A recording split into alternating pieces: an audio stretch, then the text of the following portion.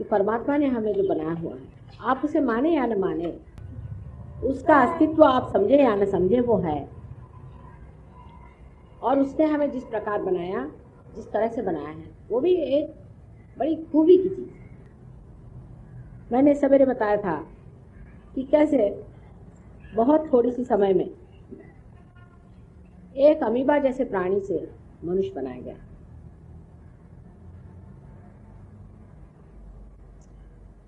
और अब मनुष्य बनाया गया सो क्यों, और आगे उसका क्या होने वाला है, या ऐसे ही अब वैसे ही भटकता रहेगा।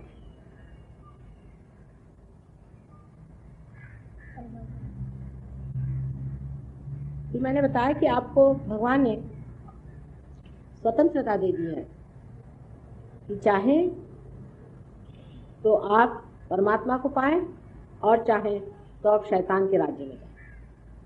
यह आपकी स्वतंत्रता। इसके लिए कोई भी आप पर परमात्मा का बंधन नहीं। अगर आप गलत रास्ते जाएंगे तो आप पर वहाँ के जो कुछ भी कृपाएं हैं वो होंगी, और जो आप सही रास्ते जाएंगे तो सही रास्ते का जो भी आशीर्वाद है वो आपको मिलेगा। और गलत और सही जानने के लिए भी बहुत बड़ी बड़ी हस्तियां संसार में आई, इनको हम अवतार कहते हैं, अवतरित हुए। बड़े बड़े गुरु इस संसार में आए जो असली गुरु थे। वो जब भी आए उन्होंने सही रास्ता, धर्म का रास्ता बताया कि आप कायदे से रहिए, बीचों बीच रहिए, अति न करिए,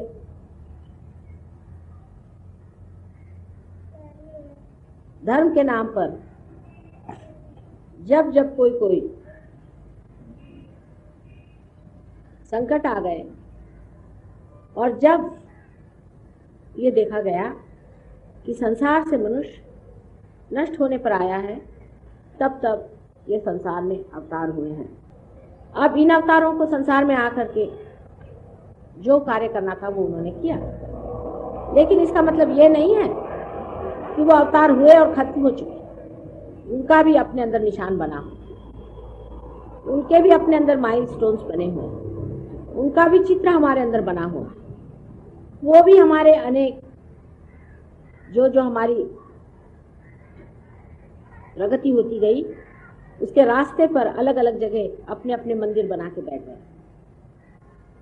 हम सोचते हैं कि गुरु नानक आए, आज ही मैं गलती से उस रास्ते से चली गई थी, उनका प्याऊ देखा तो एकदम इतनी वहां चैतन्य की लहरियां बह रही, इतना आनंद आया उस जगह को देख। तो क्या गुरु नानक संसार में आए, बस वहां प्याऊ मात्र किया और चले गए? बिल्कुल भी नहीं। वो इतनी बड़ी हस्ती थी कि वो हमारे अंदर अपना घर कर गई। हमारे अंदर उनका एक स्थान है, गुरुओं का हमारे अंदर जो स्थान है, उसी का इन्होंने सब कुछ बनाया हुआ। कल मैं आपको सब बारीकी में बताऊंगी कि ये सारे लोग जो अवतरित हुए हैं, इनका हमारे अंदर कहाँ कहाँ स्थान है और किस तरह से वो हमारी चालना करते हैं। अगर परमात्मा ने हमें इतने सुघड़ रीति से बनाया है, जैसे मैंने बताया कि एक आंख को देख लीजिए, क्या कमाल की चीज बनाई। अगर उसने अंदर वाकई में हमारे ऐसी सब चीजें बना दी हैं कि जिनकी वजह से हम आज चलते, बोलते, खाते, पीते और संसार की सारी क्रियाएं करते हुए भी परमात्मा को चिंतन करते हैं, तो जरूर है कि उसने ऐसी कोई न चीज हमारे अंदर रख दी होगी कि जिसकी वजह से हम उसको जान सकें। उसी तरह की चीज हमारे अंदर है, पूरी तरह से हमारे अंदर। लेकिन उसके मामले में जो भी लिखा गया है, जो कुछ भी कहा गया है, लोग उसे या तो सोचते हैं बकवास है या झूठ है, और या उसे इस्तेमाल करके उसका दुरुपयोग करते हैं।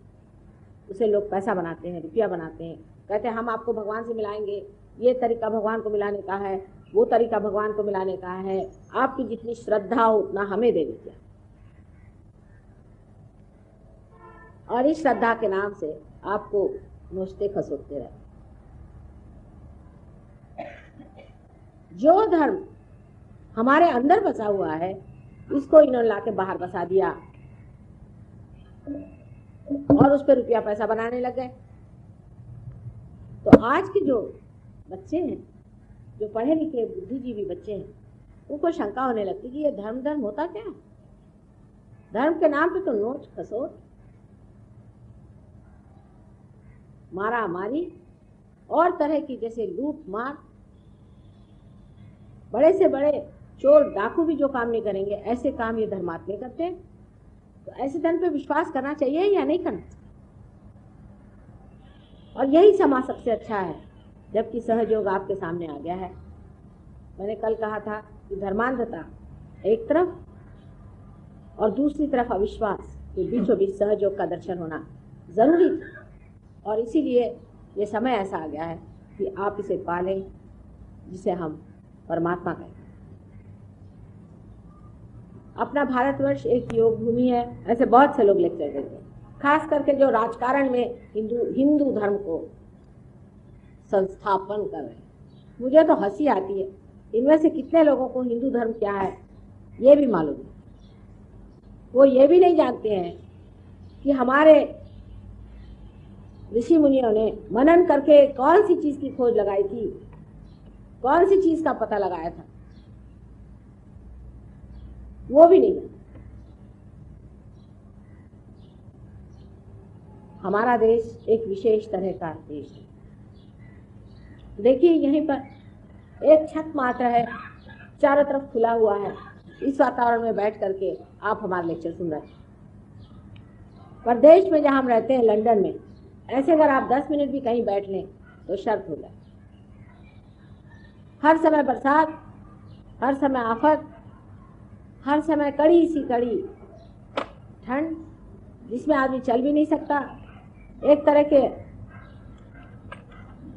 निसर्ग के कोप में रहने वाले देश, वहाँ चलना फिरना भी मुश्किल। अगर आप घर से निकलिए तो आपको आधे घंटे तो तैयार होने में लगेगा। जूते पहनिए, मोजे पहनिए, ऊपर से 3-4 लबादे डालिए, सर ढकिए। अगर आप वैसे ही बाहर चले गए तो हो गया आपका खाता।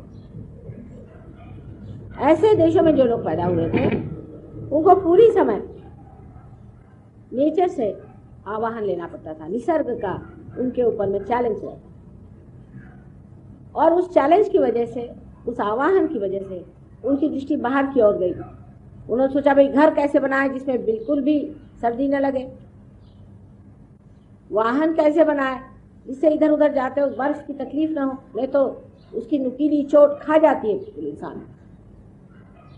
हम लोग बड़े भाग्यशाली हैं, आपको पता नहीं कि हमारी जो आबो हवा है, एक इंसान अगर संतोषी हो तो एक पेड़ के नीचे भी आराम से रह सकता है, जंगलों में भी रह सकता है। खाने पीने को सस्य श्यामला भूमि है। हम लोग ये नहीं जानते कि हमें खाने पीने का इस देश में कितना आ रहा। उन देशों में एक भी चीज आपको पेड़ की लगी हुई खाने को नहीं मिलती, सब टीनों में डाली हुई, पता नहीं कहाँ से कितने वर्ष पहले चली हुई सब मिलती। यानी यहाँ तक कि गोश्त मछलियाँ भी ऑस्ट्रेलिया जैसे देशों से और न्यूजीलैंड जैसे देशों से। आप सोच लीजिए कहाँ वो कहाँ ये। और यहाँ पर आपको जितनी चीजें उपलब्ध हैं उन देशों में नहीं। जैसे कि एक सिल्क का कपड़ा अगर वहाँ पे आप दिखाएं तो लोग सोचते हैं कि आपसे रईस कोई नहीं होगा। और अगर कॉटन आप पहनते हैं तो लोग सोचते हैं कि आप इतने रईस हैं कि कॉटन आप कैसे पहन लें। वहाँ तो हर समय आप नायलॉन ही पहनिए, किसी और कुछ पहन ही नहीं सकते। और कॉटन भी पहनते उसमें भी नायलॉन मिला रहता, क्योंकि वहाँ इतना महंगा है कॉटन पहना कि लोग तरसते रह जाते हैं। वहाँ की वॉइल अगर आपसे मैं बताऊँ, अभी भी वॉइल वहाँ पर मैंने देखी थी तो करीबन 200 रुपया गज की वॉइल, सादी वॉइल, जिसमें कि एक गज में हम 200 रुपये में अच्छी साड़ी यहाँ की वॉइल की ले लें, 200 तो बहुत हो गए।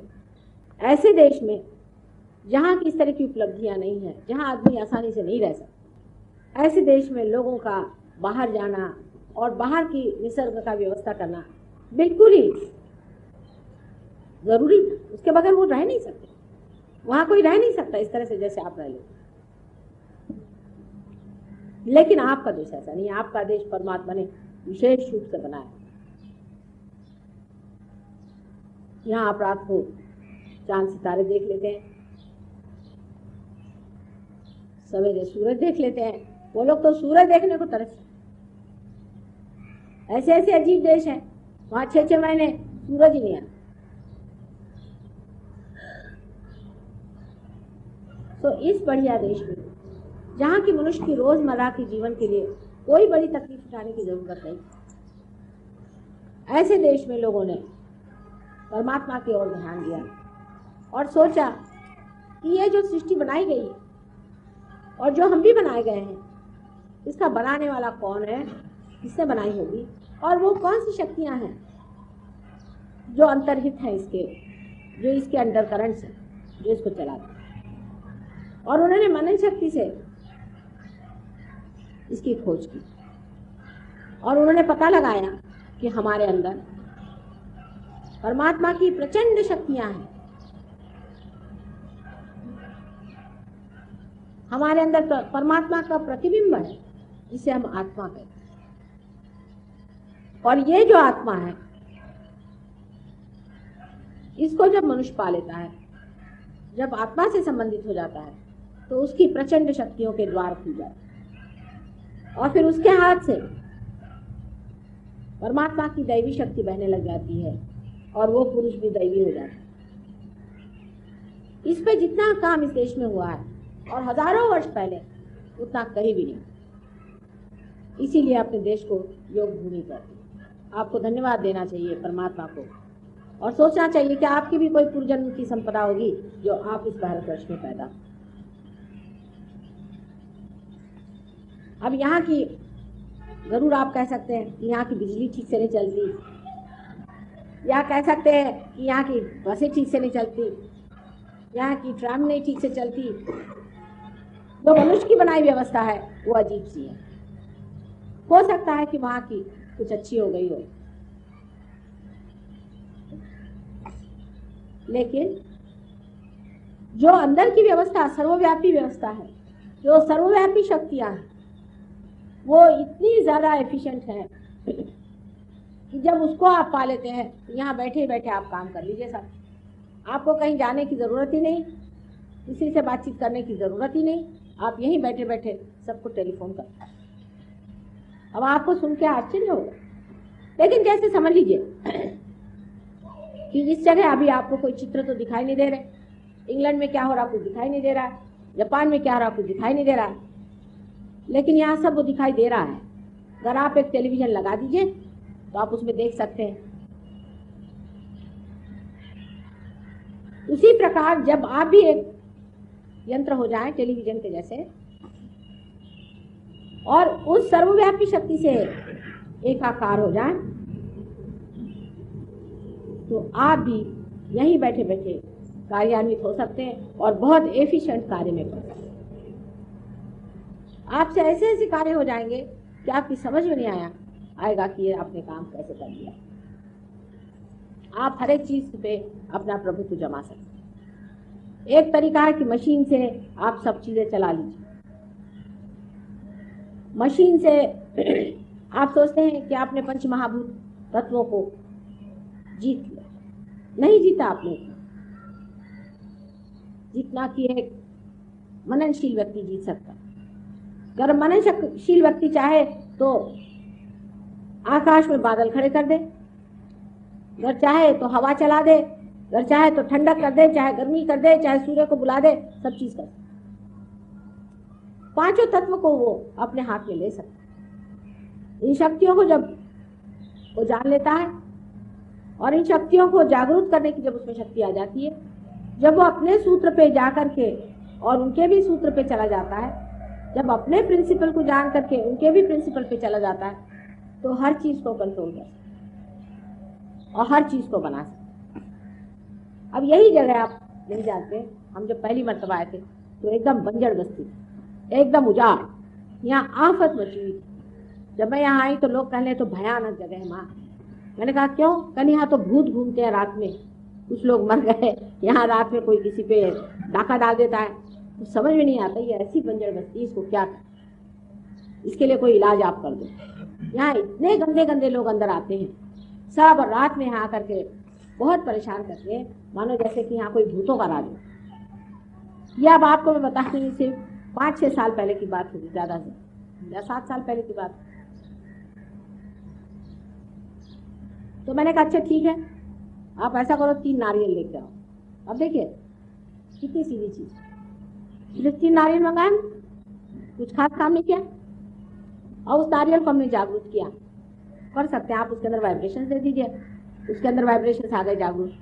अब ये वाइब्रेशंस जो हैं ये सोचते हैं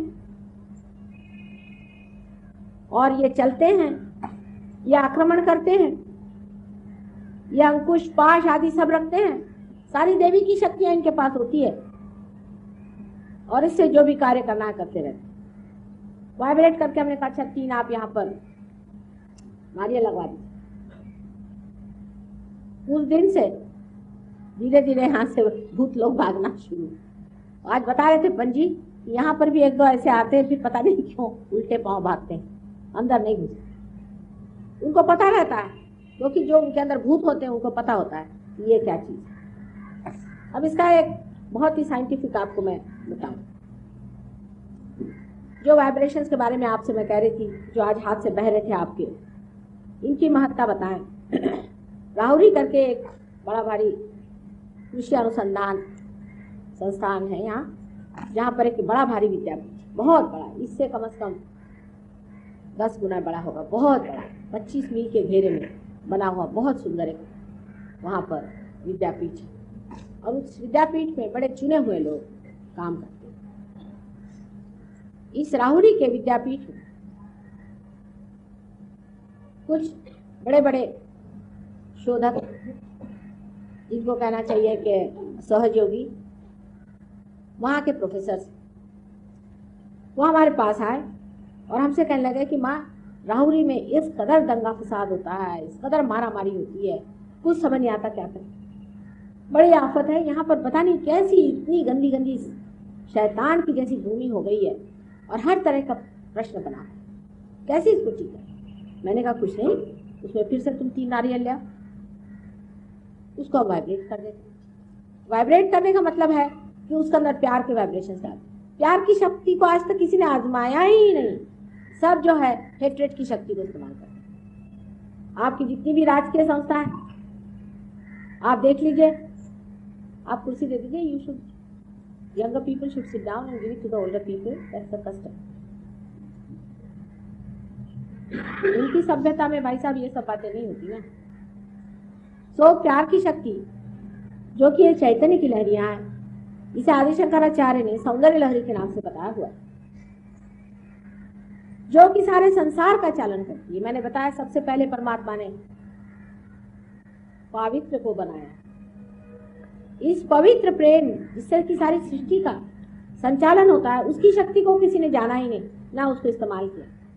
हमारी जितनी भी राजकीय संस्थाएं हैं सब जो है नफरत पे बसी हुई है।